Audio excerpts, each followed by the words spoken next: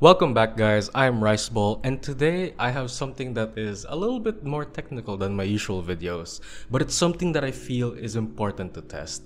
Something that is a key component of what makes a whoop a whoop. Today we're going to test various types of 3D printing materials we can use for ducts, compare them to injection molded frames, bend and crash the hell out of them, and maybe also discuss how else they can be useful to our drones outside of just ducts. Before I continue, I do want to say that there will be two parts to this video. I really don't want you guys to get bored too much, and I think 40 minutes of pure information is just not a good idea. With that out of the way, let's test some ducts. Wait, I didn't say that. I said ducts. Wait, what?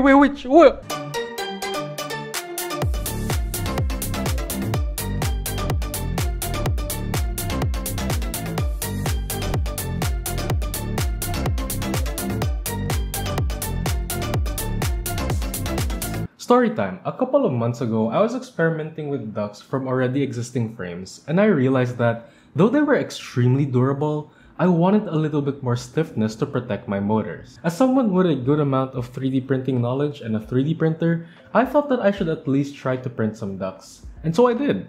I tried to design something as light as I could, and lo and behold, it was significantly lighter than the injection molded V4 ducts that I was using at the time. I edited a bit, thickening or reducing some areas, and I slowly developed the duct that you guys see in the Thingiverse article for the hachidorii V2. I was pleasantly surprised that at least at this scale, we can 3D print our own custom ducts that are comparable in size and weight to injection molded ones.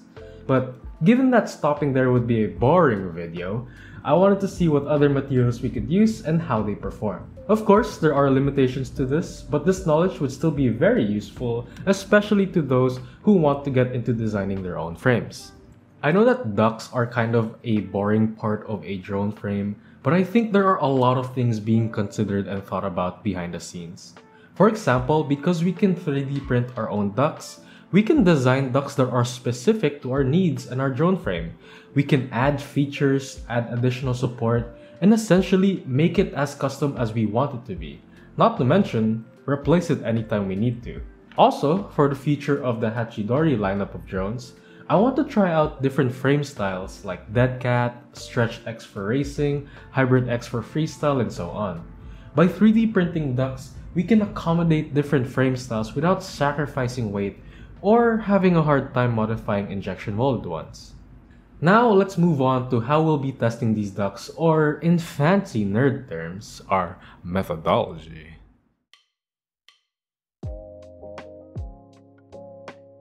For all the non-nerds, methodology is just setting a predefined process so that we can have an orderly and objective testing process, and so that others can do the testing themselves too if they wanted to. You can see this with YouTube channels like CNC Kitchen, which by the way, if you like this stuff, I'm sure you'll enjoy his content too, so link to Stefan's channel in the description. In this video, I'll be checking the weights of some 3D printed and injection molded ducts and testing their bending characteristics. And that part is further divided into two: axial bending and tangential bending, or in simple terms, squishiness and flippy-floppy testing. Without going into too much technical terms, the squishiness test is just a little way for us to know how the ducts bend when a load is applied parallel to the ducts, for example, on a head-on crash.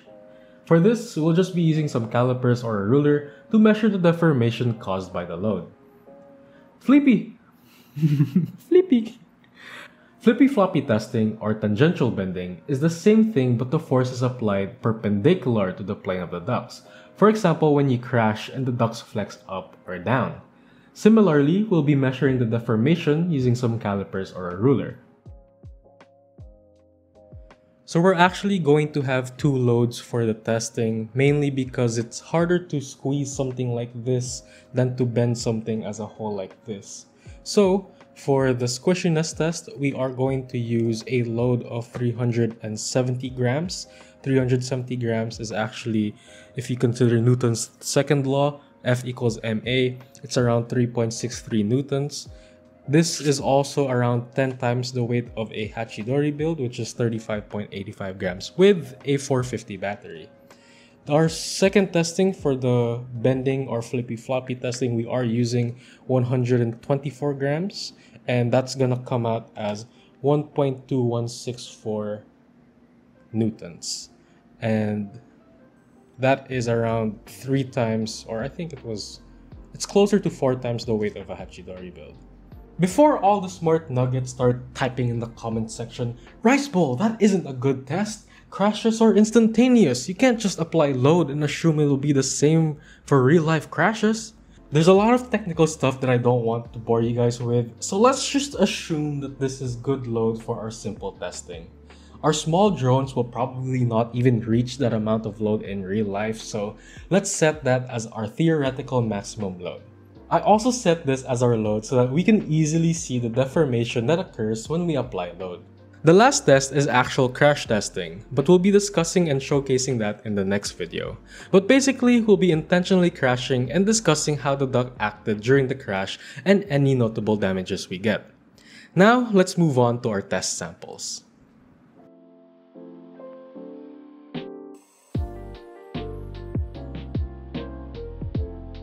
Let's first talk about the 3 most common material used for 3D printing, namely PLA, PETG, and ABS.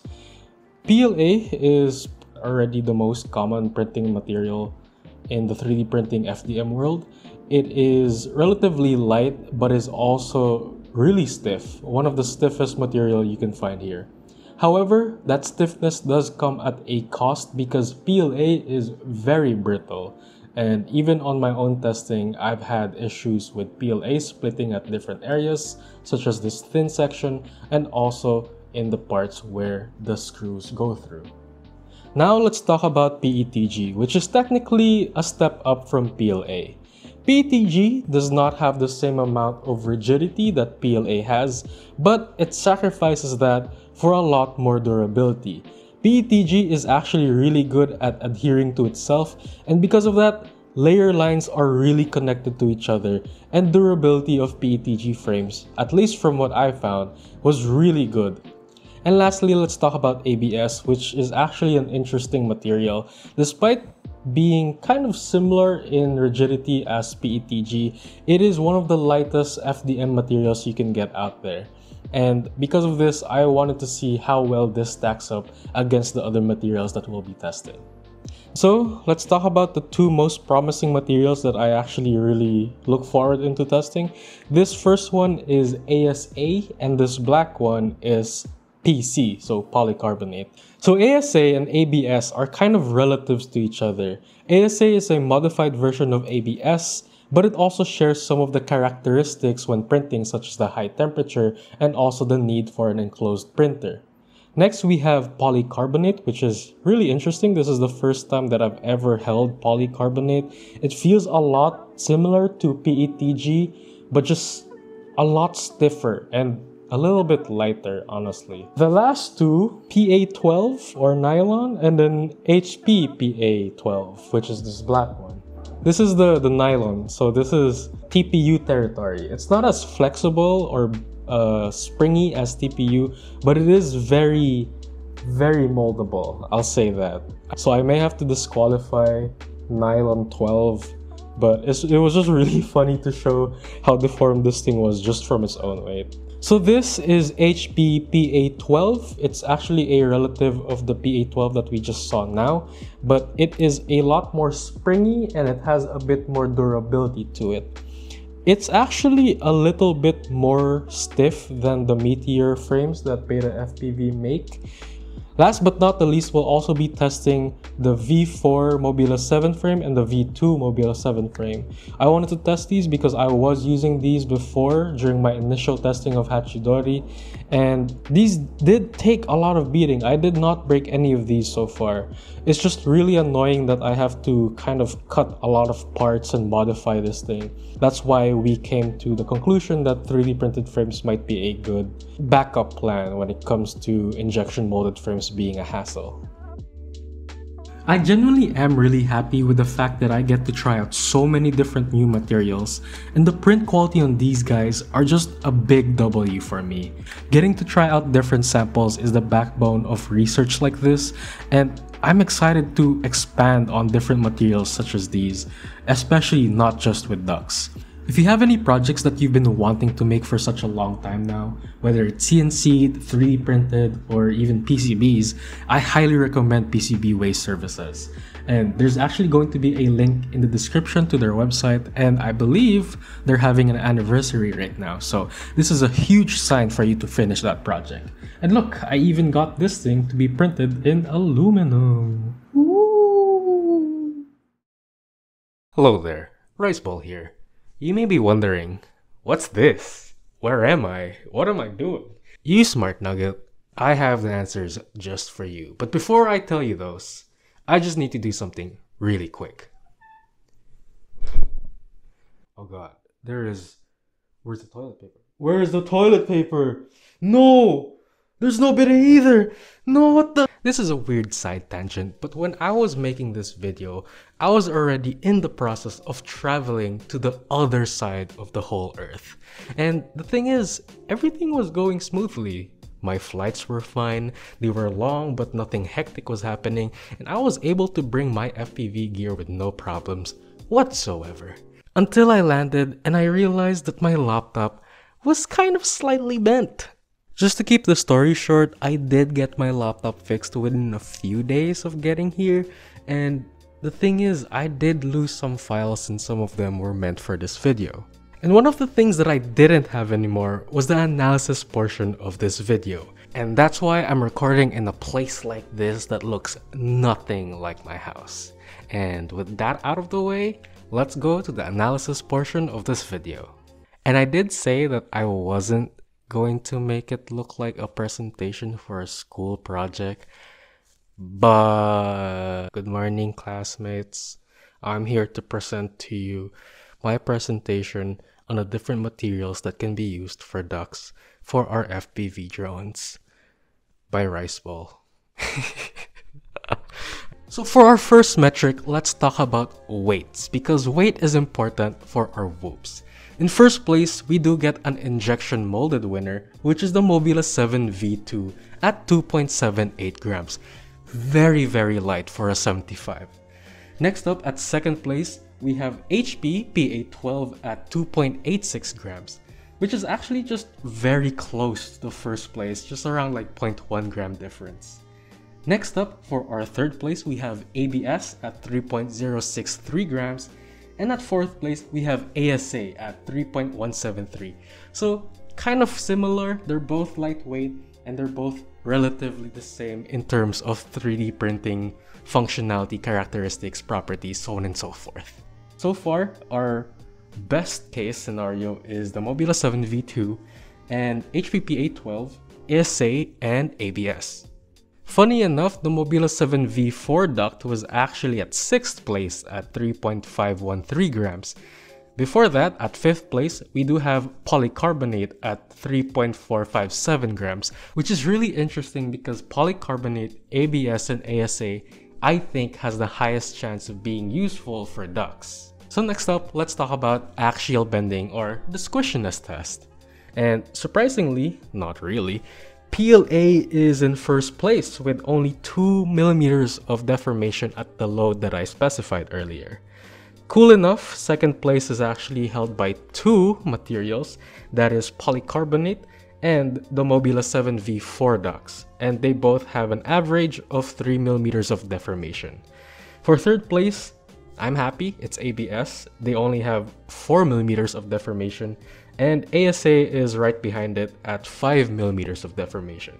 So again, we can see that PLA is first place in stiffness, but we also have kind of ASA, ABS, and polycarbonate right behind it. Cool enough also that the Mobula 7 V4 duct is also performing relatively well in terms of the squishiness test. Lastly, let's talk about tangential bending, or the Flippy-Floppy testing. For this, I did have a base dimension. This is just the height between the ground level or the table level and the bottom part of the duct. For first place, with a deformation of just 1.967 millimeters, again, PLA. Unsurprisingly, it's one of the stiffest materials out there. But cool enough, ASA and ABS is actually second and third place respectively. ASA has a deformation of 4.123 millimeters, and ABS is slightly higher than that at 4.45 millimeters of deformation at the load that I specified. Again, kinda cool, Mobula 7V4 ducts is actually in the 4th place at 4.52 millimeters of deformation. Weirdly enough, polycarbonate is the 5th place. It has more bending in this axis than in the squishiness test at 4.917 millimeters. Something to note though is that HPPA12, despite being the 2nd most lightest material in this list, it's very flexible. It's very flexible. It is performing kind of one of the worst in the both squishiness and bending test.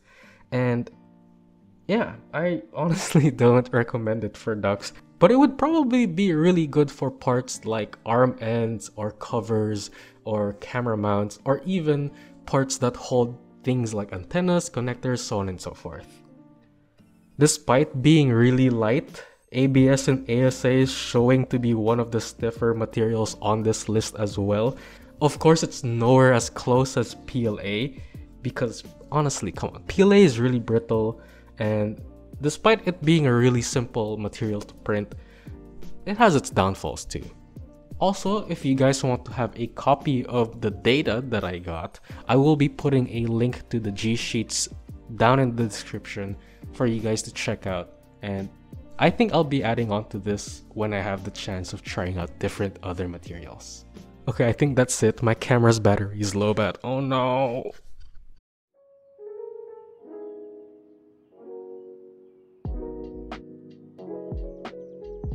So let's just summarize everything that we've had so far with the different samples that we've had. So first of all, polycarbonate or PC. It is relatively heavy at 5th place, but is actually strong, putting it at 2nd place.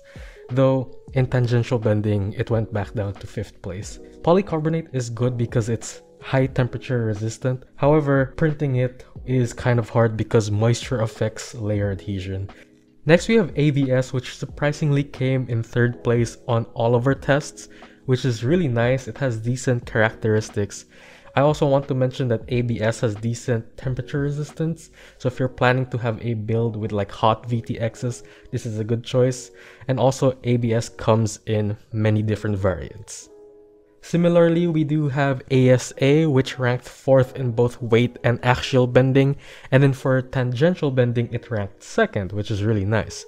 Again, overall decent characteristics like ABS, but one thing that is important to note is that ASA has better UV resistance and also resists brittleness. So now we have HPPA12, and I've mentioned this already before.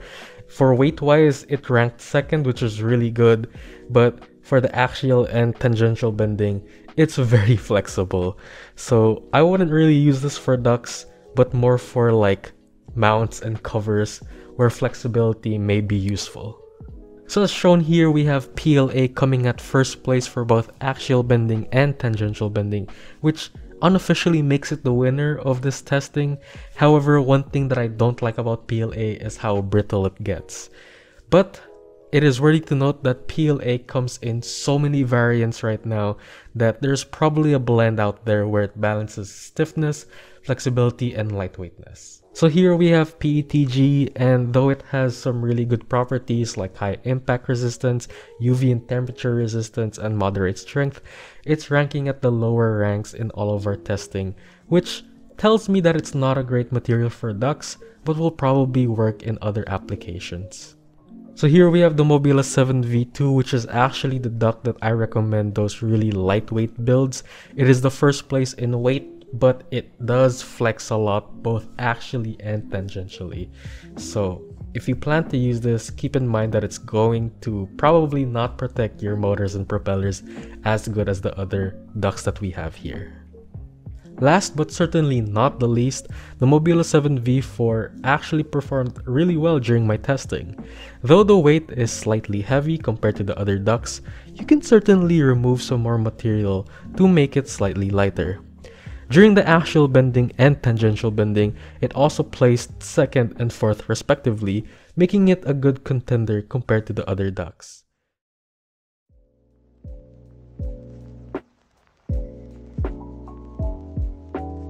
And that's all we have for today's video. If you've managed to reach the end of my everlasting yapping, thank you very much. I know this was a very lengthy and a little over-analytic, but I hope this reaches people who may find this interesting and hopefully people who are also interested in designing with and around the concept of 3D printed ducts.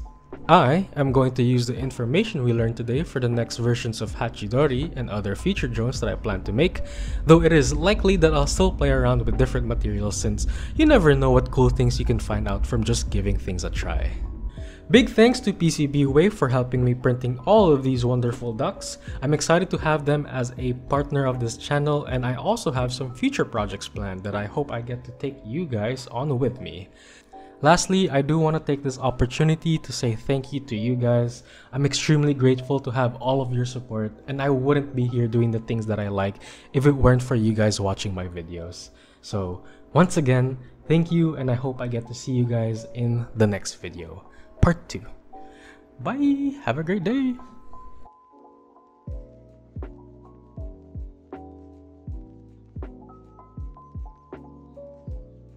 Theoretical maximum load is something so really hard to say. Yeah.